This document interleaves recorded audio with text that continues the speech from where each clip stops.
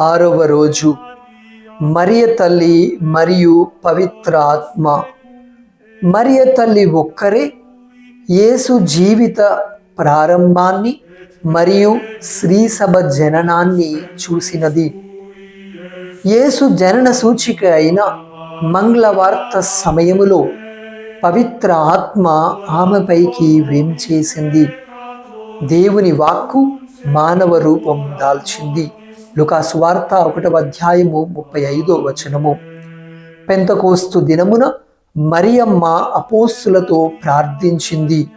అదే ఆత్మ వచ్చి వారిని బలపరచాలని వేచి చూసింది. అపోస్తుల కార్యములు 1వ అధ్యాయము 14వ వచనము.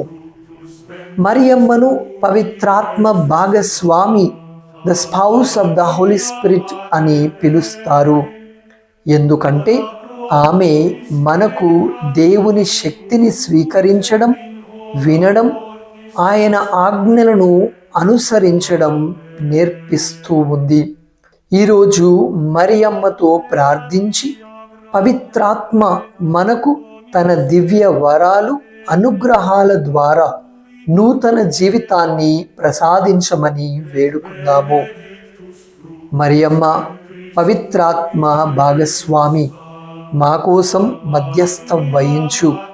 ఓ పరిశుద్ధాత్మ, మాపైకి దిగిరా. దేవవర ప్రసాదము చేత నిండిన మరియమ్మ వందనము. ప్రభువు మీతో ఉన్నారు. స్త్రీలలో ఆశీర్వదింపబడిన వారు మీరే. మీ గర్భ ఫలముకు జేసు ఆశీర్వదింపబడిన వారు అగునే. పరిశుద్ధ మరియమ్మ, సర్వేశ్వరుని యొక్క మాత, పాపాత్ములమై ఉండడు మా కొరకు ఇప్పుడును మా మరణ సమయమందును ప్రార్థించండి. ఆమేన్.